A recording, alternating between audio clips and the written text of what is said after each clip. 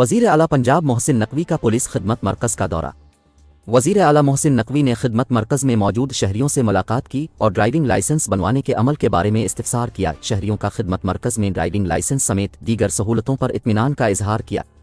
वज़ीर आला मोहसिन नकवी ने खिदमत मरकज़ के अमले से मुलाकात की और सिस्टम के बारे में पूछा। ड्राइविंग लाइसेंस बनवाने का सिस्टम अब बिला तात्तुल काम कर रहा है।